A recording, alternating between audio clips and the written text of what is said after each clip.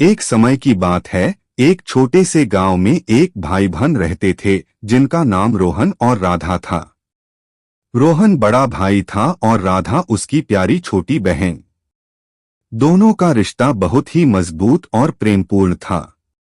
राधा को हर साल रक्षाबंधन का इंतजार रहता था, जब वह अपने भाई की कलाई पर राखी बांधती और रोहन उसे वचन देता कि वह हमेशा उसकी रक्षा करेगा। इस साल रक्षाबंधन के कुछ दिन पहले गांव में एक अजीब घटना घटी। गांव के पास वाले जंगल में एक खतरनाक डाकू का समूह छिपा हुआ था। वे लोग गांव में लूटपाट करने की योजना बना रहे थे। गांव वाले बहुत डर गए और उन्होंने गांव की सुरक्षा के लिए योजना बनानी शुरू की। रोहन, जो हमेशा अपने गांव के लिए कुछ करने को तैयार रहता था, ने गांव वालों के साथ मिलकर एक योजना बनाई। उन्होंने रात में पहरा देने का निर्णय लिया ताकि डाकू गांव में प्रवेश न कर सकें। राधा को अपने भाई की चिंता थी, लेकिन उसने भी अपने भाई का हौसला बढ़ाया। रक्षाबंधन का दिन आया और राधा ने रोहन की कलाई पर राखी बांधी। उसने अपने भाई से कहा, भैया, तुम हमेशा मेरी रक्षा करते हो। इस बार मैं तुम्हारी रक्षा के लिए प्रार्थना करूंगी।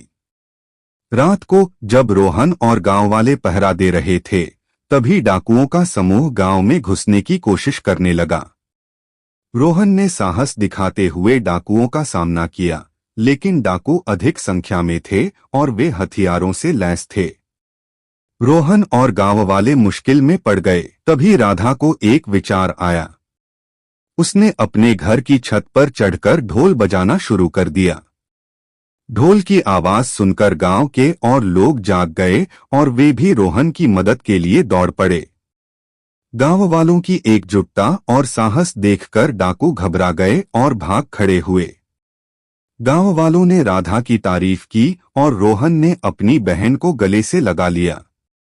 उसने कहा, आज तुमने सच में मेरी रक्षा की, बहन। राधा ने मुस्कुराते हुए कहा, भैया, यह राखी का बंधन है। हम दोनों एक दूसरे की रक्षा करेंगे। इस घटना के बाद गांव में रक्षाबंधन का त्योहार और भी महत्वपूर्ण हो गया। अब यह सिर्फ भाई बहन के प्रेम का प्रतीक नहीं था, बल्कि एक दूसरे की सुरक्षा और साहस का भी प्रतीक बन गया था। रोहन और राधा ने साबित कर दिया कि जब भाई बहन एकजुट होते हैं तो कोई भी मुश्किल उन्हें हरा नहीं सकती। रक्षाबंधन के कुछ महीने बाद गांव में शांति और खुशी लौट आई थी। रोहन और राधा ने अपनी पढ़ाई पर ध्यान देना शुरू किया।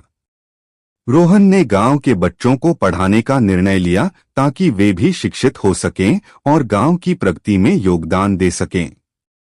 राधा ने भी अपनी कला और संगीत में रुचि दिखाई और गांव के उत्सवों में भाग लेने लगी। एक दिन गांव में एक बड़ा मेला आयोजित किया गया। मेले में हर कोई खुश था और उत्साह से भरा हुआ था। राधा ने अपनी कला का प्रदर्शन किया और रोहन ने बच्चों को कहानियां